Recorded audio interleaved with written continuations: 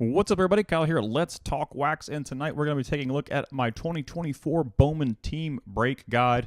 This is a guide to help you guys find out which teams you may want to buy into your breaks. I know a lot of my viewers are into breaking, and some of you guys break large amounts, so I want to kind of give you an idea of what you'll be looking at on a team basis. Now, I did not include insert autos. There's several prospects with insert autos, but I did include first chromes, first autos, non-first autos, and rookie card autos.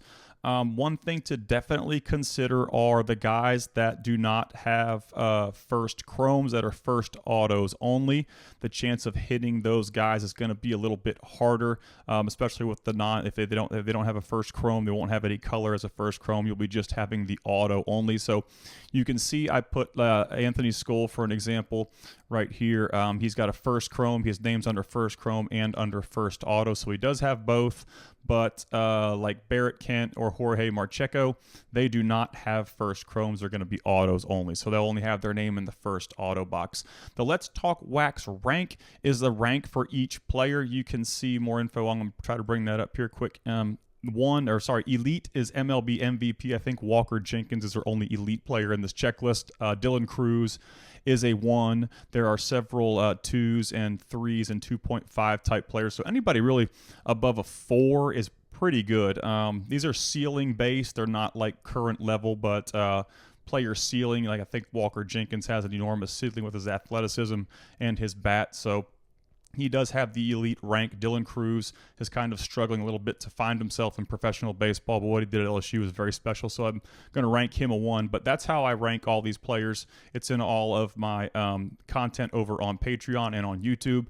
I do have my 2024 Bowman Chrome and first auto checklist breakdown over on Patreon available. I just actually updated it today with 2024 stats, so I could do a better job of kind of telling you guys where these players are at currently. But if you want more information on each of these guys, you can check that on Patreon. I'll put a link to it in the video description. But this is more just a breakdown of each team so you guys can see what players you may get on each team. I've got a rank over here too as well. I think bad is the worst rank. Awful is the worst ranked, and great is the best rank. So great teams are going to be in red.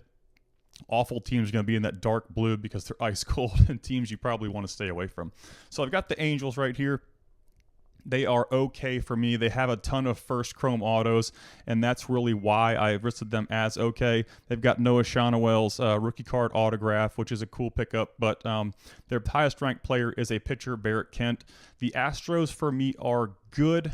They've got some more autos as well. They've got 5 autos with the Astros. The best probably being Luis Baez or Bryce Matthews. We've got the Oakland A's. They're going to be okay. They've got Ryan Lasco as probably their top auto, but they do have 2 non-first autos, and Daniel Susak, who he had a first in an earlier release, and Jacob Wilson also had a first auto in an earlier release, but they are 2 non-first autos, and they've got Lawrence Butler and Tyler Soderstrom rookie card autos going for them. The Blue Jays are good with Arjun Namala. He's kind of struggling right now, but he does have a very high offensive ceiling. But like I said, he's struggling a little bit right now in low A. He's only 18 years old, so there's lots of room for him to grow. He's pretty much carrying the Blue Jays in this team break guide. The Braves are bad. Their highest ranked player is a 4.5, Isaiah Drake, so not a lot going on there with the Braves. Brock Wilken kind of headlines the Brewers. He just got a pretty bad injury to his face. He took a ball off the face, I think like April 12th, so he hasn't played since, and could be a little bit before he recovers and gets back into swinging the bat and kind of gets more comfortable taking the ball to the face. Is a pretty traumatic event for a hitter. We've got Cooper Pratt, and we've got Luke Adams and the Sal Frelick rookie card autograph. So there are some higher ranked players with the Brewers. That's why they, of course, get the good rank, and there are 5 autographs as well. The Cardinals are awful. Because they have absolutely nothing going on. We've got the Chicago Cubs, Josh Rivera out of the University of Florida. Probably the big chase for the Cubs right there. He's got a first and a first auto. We've got a Matt Shaw non-first auto, and the Pete Crow Armstrong and Alexander Canario rookie card autograph. So if the Cubs had a little bit better prospect rookie autographs, they'd probably be a better team, higher ranked, because like I said, they've got the Matt Shaw non-first, and they got 2 pretty big rookie card autos right here with Canario and Armstrong. But with Josh Rivera headlining the Chrome prospects at 3.5, I just gave him a rank of okay.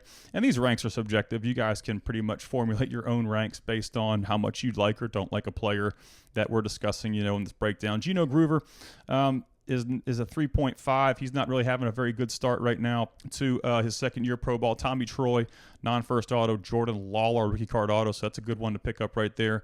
The Dodgers are okay with Yamamoto rookie card autographs. That's pretty much carrying the Dodgers in that sense because I don't think Jerron Elkins has yet to play an inning of professional baseball. The Giants are okay. They've got Walker Martin, and then they've got Carson Weisenhunt, a 2-ranked pitcher, one of the better pitchers on the pitcher checklist. I did do the breakdown for pitchers too as well over on my Patreon page.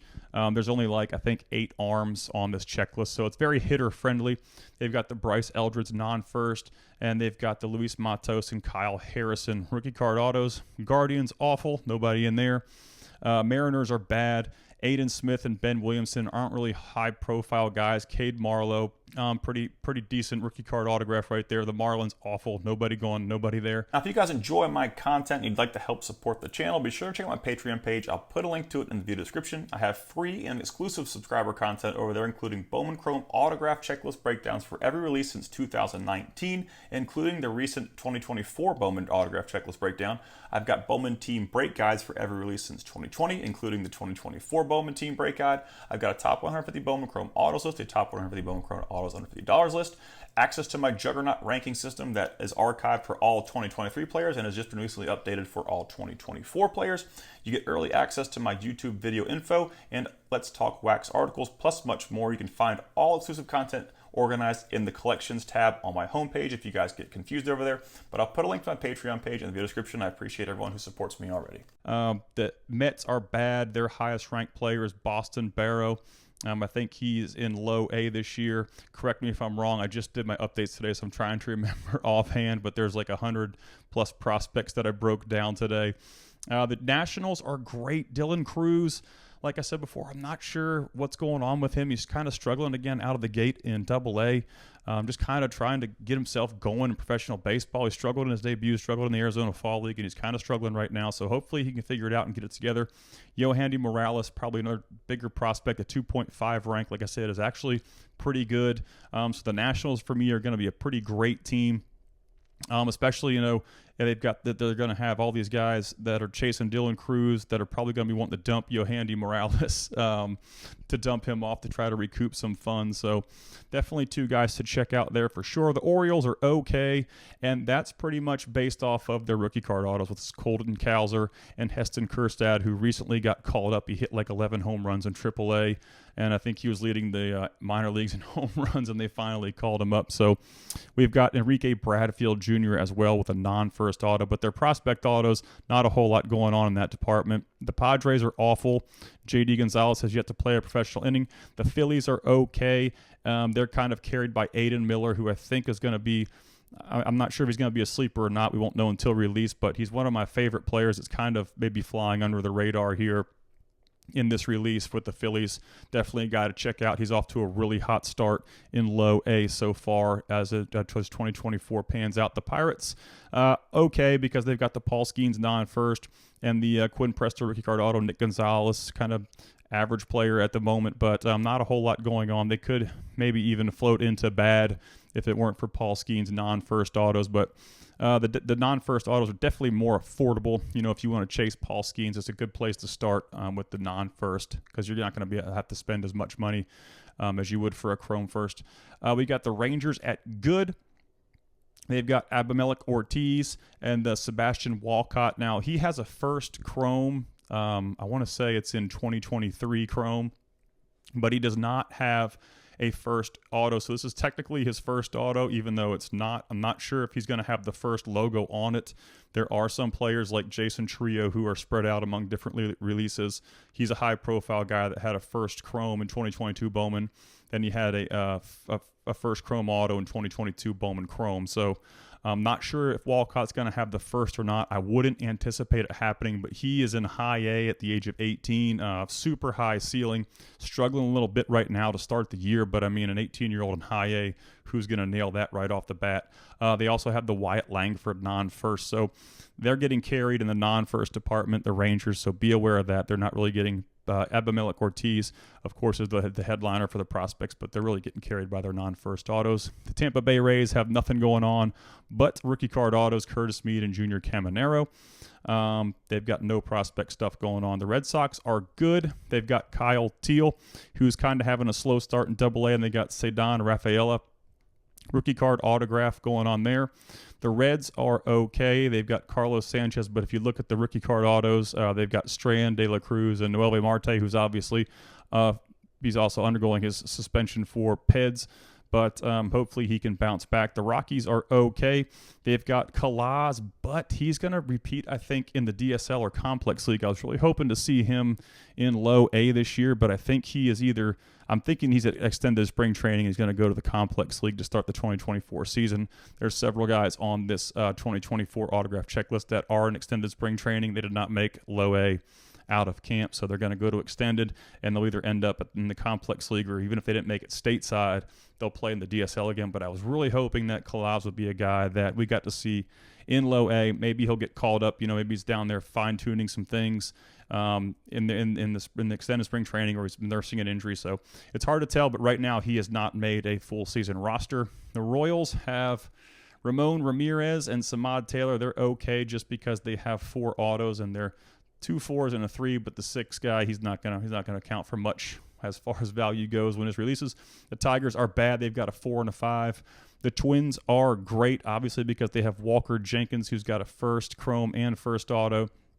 They've got Byron Chourio, who is Jackson Chourio and Jason Chourio's youngest brother, and maybe that could drive some hype sales. If you're chasing Walker Jenkins and you hit a couple Byron Chourios and you're trying to recoup some funds, maybe he'll be a popular grab off the bat, but I'm not sure. He hasn't really put up the numbers that him or his brother are right now.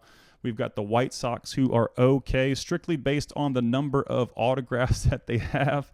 Their highest ranking guy is George Wolko. He's a big hoss, big dude that could have a pretty high offensive profile, power profile.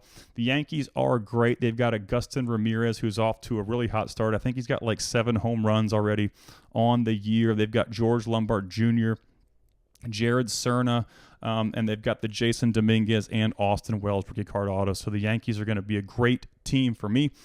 That's going to wrap up this team break. Got to have this thing available over my Patreon page along with all the releases since 2019. I do team break guides like this. So if you want to go check that out, it's in the video description. And y'all have a great day. Be sure to let me know who you're chasing in your breaks in the video description. And I appreciate all the views. Y'all have a great night.